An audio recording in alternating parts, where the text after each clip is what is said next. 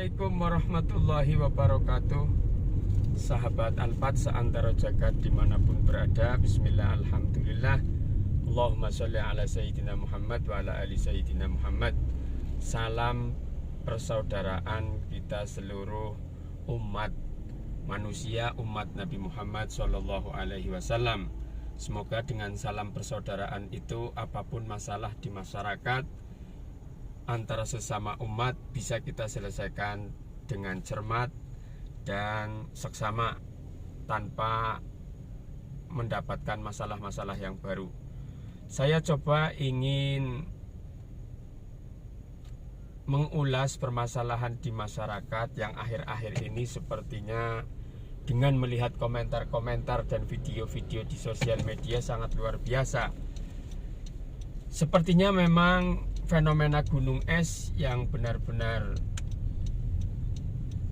meleleh saat ini ya, karena mungkin sudah lama permasalahan ini ada, tapi baru kali ini, akhir-akhir ini sepertinya ada yang berani mengulas dan ada yang berani mengungkap. Setelah saya mengamati ya, dari video-video Gus Imad, Gus Fuad, kemudian dari pihak yang dituduh, saya coba menganalisa pribadi ya, karena ini mungkin awal-awalnya adalah permasalahan tentang dawir, dan saya coba juga klik googling ya, dawir itu apa. Ternyata ada di situ muncul yang disampaikan oleh Habib Bahar adalah muter. Asli bahasa arti dari dawir itu adalah muter. Tapi di Google itu ada lanjutan tulisannya, yaitu akhir-akhir ini diartikan dengan dalam tanda petik menipu. Ya, inilah mungkin sebenarnya yang menggugah pihak Gus Imad dan kawan-kawan. Fenomena di masyarakat yang memang terjadi itu, dengan istilah dawir itu yang terjadi di masyarakat, bagaimana yang diindikasikan pelakunya adalah dalam tanda petik oknum yang mengatasnamakan Habib. Kemudian semakin banyak karena ada orang yang tidak berani dalam tanda petik melawan, tidak ada orang yang berani mengcounter, maka mungkin Gus Imad di sini belajar atau membela orang-orang yang dianggap korban dawir. Nah, ini cerdasnya Gus Imad, bukan saya membela Gus Imad ya, ini analisa saya. Cerdasnya Gus Imad mengarahkannya melalui kajian ilmiah. Walaupun bahasa kajian ilmiah itu pun tetap ada pro kontra. Ada yang senang, ada yang tidak senang, ada yang pro, ada yang kontra. Itu wajar di di masyarakat. Akan tetapi yang jelas bahwa kajian ilmiah itu ya bisa dilakukan oleh orang-orang ilmuwan. Kita tidak bisa menghindari di masyarakat bahwa yang ada di masyarakat itu semua elemen, baik orang yang mempunyai pengetahuan dan orang yang tidak mempunyai pengetahuan juga. Jadi istilah dawir itu sebenarnya fenomena permasalahan penyebab dari Gus Imad melakukan kajian ilmiah yang mengajak para habaib ba'alwi di negeri ini untuk melawan kajian ilmiahnya dengan tes DNA dan kajian ilmiah-ilmiah yang lainnya. Kita sudah ketahui perdebatan di media sosial ya. Kita tahu dulu ada Habib Hanif, kemudian ada orang di kubunya Gus Imad, ada yang dari Aceh juga dan lain sebagainya. Tapi saya juga mengamati di masyarakat sebenarnya ada dari para habaib yang sebenarnya tidak setuju dengan dawir itu sendiri, yaitu Habib-habib yang berkecimpung, yang fokus kepada ilmu pengetahuan, yang fokus kepada pendidikan.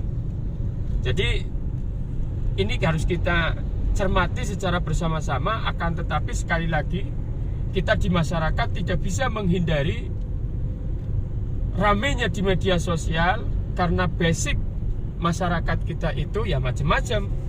Ada orang yang temperamen, ada orang yang lembut, ada orang yang sedikit pengetahuan tapi merasa pinter, ada orang yang pinter tapi suka diam, dan lain sebagainya. Itu fenomena di masyarakat, harus kita akui itu. Saya juga coba bertanya-tanya kepada teman dan lain sebagainya. Ada yang mempermasalahkan para ba'alwi oknum mungkin ya, ada satu dua yang cara ceramahnya mungkin dianggap kasar dan lain sebagainya. Coba saya belajar objektif, saya menjawab mungkin itu bawaan, mungkin itu adalah sudah tipikal dialeknya dia itu memang seperti itu. Tapi teman saya juga menjawab bahwa kadang-kadang ada ungkapan hal-hal yang tidak pantas sebagai orang dai menyampaikan dan lain sebagainya, harus kita terima juga gitu. Jadi saya tidak mau jadi namimah, tidak mau jadi, sekali lagi ya, pro kontra di komentar. Saya tidak bisa berkuasa mengatur orang harus komentar bagaimana. Tapi sekali lagi saya tidak ada niat menjadi namimah pengadu domba. Justru saya ingin bahwa permasalahan di masyarakat ini selesai dengan baik-baik dan tidak ada fenomena yang menjadikan kita itu berseteru antara satu dengan yang lain. Sering dan saya sudah bolak-balik mengatakan, kita terikat oleh hubungan antara manusia ya. Kita harus jaga ukhuwah Islamiyah, insaniyah, watoniyah. Jadi apapun permasalahan di dunia ini tidak bisa kita hindari, tapi bagaimana kita bisa menyikapi masalah itu dengan kebijaksanaan dan dengan kebijakan dan dengan keteladanan yang baik. Sudah banyak para ulama menyampaikan ini, seperti Kiai Haji Miftahul Akhyar mengatakan, yuk duduk bersama baik-baik, jangan pakai emosi. Walaupun prakteknya kita tidak bisa menghindari emosi tersebut. Ya, intinya adalah kita semua dibekali oleh Allah Subhanahu wa taala dengan ilmu pengetahuan. Bagaimana caranya kita menggunakan ilmu pengetahuan itu dengan seksama dan dengan benar-benar sesuai petunjuk Allah dan Rasulnya, bukan sesuai petunjuk hawa nafsu kita. Semoga bermanfaat. Semoga persatuan dan kesatuan di negeri ini, apapun permasalahannya, bisa diselesaikan dengan baik-baik. Tidak usah menganggap kita yang paling benar, tidak usah menganggap orang lain yang paling salah. Kita bisa berpotensi benar, kita bisa berpotensi salah, orang lain juga bisa berpotensi benar dan bisa berpotensi salah. Apapun itu, yang terpenting adalah keteladanan. Bagaimana kita mau diikuti orang kalau kita tidak bisa memberikan keteladanan yang baik? Kalau kita perintah sholat, maka kita harus melakukan sholat dulu. Kalau kita mau perintah sedekah, harus kita memberi contoh sedekah.